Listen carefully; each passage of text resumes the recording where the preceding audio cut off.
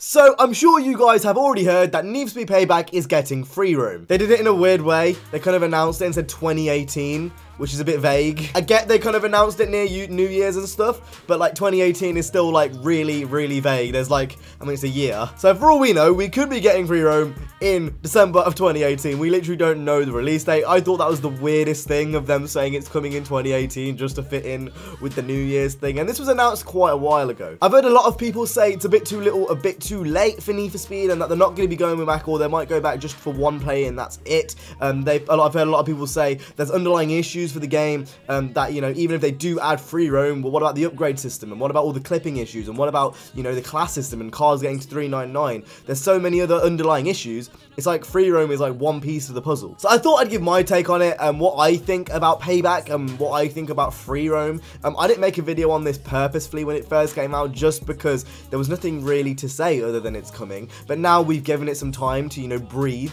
and mature. There's obviously a lot more issues that have come out relating to this topic, which I think are part of a bigger picture, which I've made many videos talking about before. And I'm probably going to end up doing a lot less of these videos after this, just because I kind of want to get back more into gameplays and stuff, and I feel like a lot of my videos I'm making are ranting about Payback instead of playing games when I want to be playing games on the channel. So just a bit of a little bit of a warning there. Anyway, we're going to go ahead and go straight into this. Do I think this is too little too late for Need for Speed Payback? In some ways, yes. At this point in Need for Speed 2015's life cycle, we'd already had one huge free update, which I think was safe to say it kept people engaged. I can't really say the same for Speedcross. You can't play it online, which is like a bit weird. There's like, what, like 5 or 6 cars to pick from? Wasn't really that engaging. I'm actually going to Google what the first DLC was for 2015, and I'm going to tell you guys what it was, and we can talk about it. Okay, so the first DLC for Need for Speed was the Icons update. It came with, obviously, Morohashi Son's Diablo, which had the LEDs, which weirdly never came back. It came with Ken Block's Hoonicorn, 3 new achievements, and some just balancing to the gameplay. But keep in mind, this came in November. So more balanced AI catch-up, mirroring in the wrap editor, the color picker got a whole reboot, the reputation level was increased from 50 to 60, new daily challenges. There's a whole bunch of things which came out in this first update, and that was in November. And then in December 9th, they had the Legends update, which came with Eddie's challenge and stuff, and Eddie's car, and all the Blacklist wraps and stuff. I'm just reading through the page now, a lot more customization parts for, I think that's 6 cars, and keep in mind, these were all free updates. Over 200 new decals, the reputation level went from 60 to 70. They had the new songs, or the old songs I should say, from previous Need for Speed games which went in. I'm reading through this now, and this is quite frankly shocking that this amount of free DLC went into 2015, but in Payback, we've had nowhere near this much. When did the third one come out? The third one came out in February. The showcase update came out with the photo mode and a bunch of, again, like loads more customization parts for 11 cars. I'm reading through it now. Wrap sharing was in this one. Obviously Snapshot Pro, like I just mentioned, competitive multiplayer, so it's kind of like the preempt to speedless, all that stuff.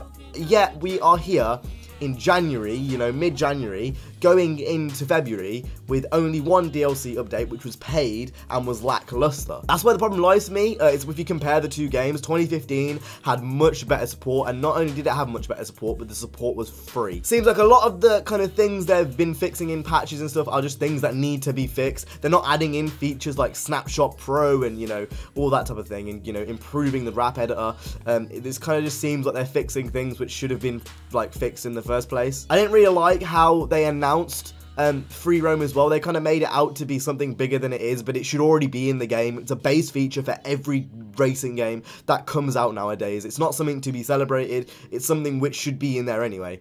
So I don't know who made the dumb decision not to have that in the game, but it should be in there anyway. So when they kind of said it's coming 2018, I thought, I was like, well, why didn't you just add it? That was how I saw it anyway, and that's how, like, my little, like, problem with it. It was one of those things, like, why are you announcing it? Like, it should just be in an update, like, saying, oh, we're adding it in now. And I get it's a big thing, and I get that, you know, it's marketing and it's promo, but just the way they did it was a bit weird. So obviously 2015 was all free updates. This makes you assume that the ones we get with Payback are going to last longer because they're paid. If they don't last longer, then they have no excuse for doing free DLC. To be honest, with Gran Turismo doing it, they don't have any excuse at the moment. I feel like everyone should be doing free DLC because I've already paid for a premium game. And I feel like I can speak on a lot of people's behalf. When you pay for a deluxe edition, you don't really want to have to pay for any more. Need for Speed 2015 got 5 updates pretty much a month after each other. The same can't be said for Payback, and that's sad. The game's pretty much been out since October on EA Access, so the game's been out for a while now. People have, had time to, explain their frustrations, explain their things with the game. It doesn't seem like anything's really happening like it did in 2015. In 2015, the kind of relief, the post updates were constant, and that game was constantly alive, and it was there was always things to do. I can go back on that game now, and there's still things for me to do, even though I have overplayed that game to death. Is it too little too late for Need for Speed Payback?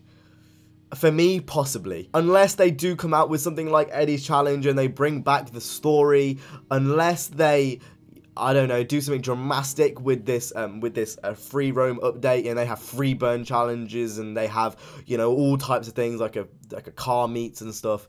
I don't know whether it's really going to bring me back as much as, say, like the Icons update or the Legends update did for 2015. And even if they do add a lot for that, like, what about the level caps? I can't use my dream car, my R32, with all the it's got less customization than 2015.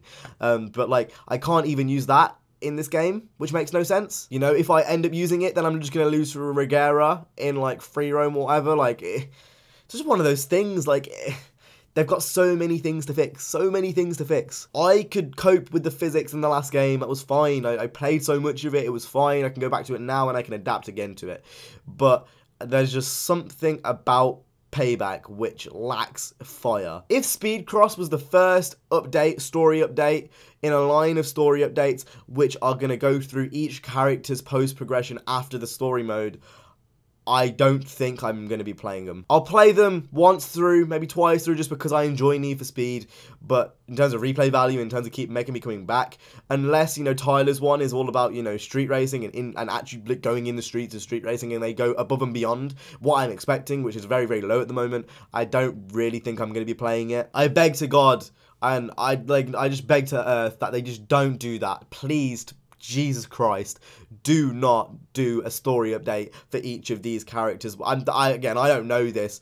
It's just me speculating, because the way the story ended, saying there's more to come, and then the way that the Mac one came so fast, I just beg to Jesus Christ, I don't see any more Jess, Mac, or Tyler. I don't want to hear about burgers anymore. Anyway, that's my opinion on everything Need for Speed Payback related. I don't think I'm going to make any more of these videos about moaning about this game anymore. There's so many things I can moan about, but I'm just sick of it now. I kind of want to go back to playing some older games. So if there's any old racing games you want me to play, I'm thinking about going back to Import Tuner Challenge, because that was really fun when I made videos on that last year. I'm just going to go have a look on Amazon and order a bunch of games. So if you do want to go ahead and let me know, go ahead and let me know in the comment section down below. This isn't the end for Payback on the channel. I'm definitely still going to be doing Payback on the channel, but it's definitely going to slow down a lot until they add something which is of interest, because at the moment, like I've just said, there's nothing really of interest that I kind of want to cover in Payback at the moment. I feel like I've done everything there is to do, either in 2015 or already on Payback itself. So with that being said, you guys enjoyed this video. If you did, make sure to go ahead and hit the like, subscribe. I'll see you guys in the next one. You guys have been awesome. Stay safe and peace.